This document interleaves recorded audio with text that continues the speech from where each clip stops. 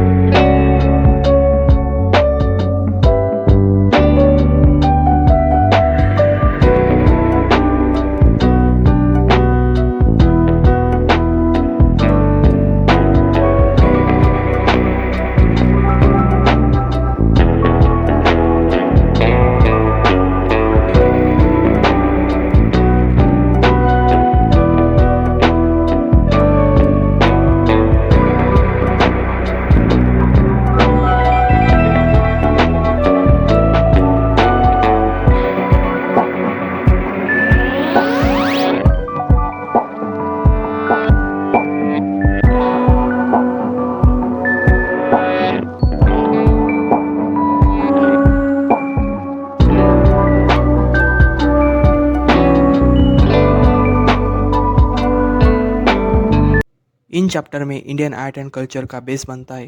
Pre historic painting, Harappa की art, वैदिक culture की झलक और इंडियन एग्रीकल्चर की शुरुआत फाउंडेशन। ये सब समझने के बाद मुझे महसूस हुआ कि आर्ट एंड कल्चर को बस रटने का नहीं, महसूस करने की भी ज़रूरत होती है। लोग सोचते हैं कि यूपीएससी वाले सिर्फ पढ़ाई करते हैं, पर सच तो यह है कि घर की जिम्मेदारियां भी बराबर निभाते हैं। असल में एस्पिरेंट वो होता है जो पढ़ाई के साथ साथ बाकी कामों को भी मैनेज करे। यही तो होता है बेसिक से रियल टाइम मैनेजमेंट। लेक्चर के बाद थोड़ा टाइम निकाल कर मैंने बुक रीडिंग किया। बुक पढ़ने का अपना ही एक वाइब होता है। माइंड शांत रहता है, कॉन्सेप्ट साफ होते जाते हैं और याद भी ज़्यादा रहते हैं। आज की रीडिंग शॉर्ट थी लेकिन इफ़ेक्टिव रही। शाम को वापस दुकान जाना पड़ा। यही मेरी डेली रूटीन का एक हिस्सा बन गया है। दिन की पढ़ाई से थोड़ा ब्रेक भी मिल जाता है और शॉप का काम थोड़ा हल्का रहता है तो माइंड भी फ्रेश हो जाता है। रात को घर पर वापस आया तो भजन चल रहा था। उसे मैंने रिकॉर्ड नहीं किया लेकिन वो शांति, वो वाइब्रेशन दिन की मेहनत को जैसे एकदम क्लैम कर देती है। उस पल ने आज का दिन सच में पूरा कर दिया। रात को करीब 12 बजे मैं सो गया। आज का दिन सिंपल था लेकिन प्रोडक्टिविटी से भरा हुआ था। दुकान, घर और यूपीएससी तीनों चीज़ों को बैलेंस करने की कोशिश हर दिन चलती रहती है। अगर आपको मेरी ये रियल लाइफ यूपीएससी जर्नी पसंद आई हो तो लाइक, शेयर और सब्सक्राइब ज़रूर कर देना। आपका सपोर्ट ही मेरा मोटिवेशन है। मिलते ही अगले ब्लॉग में, तब तक के लिए जय हिंद।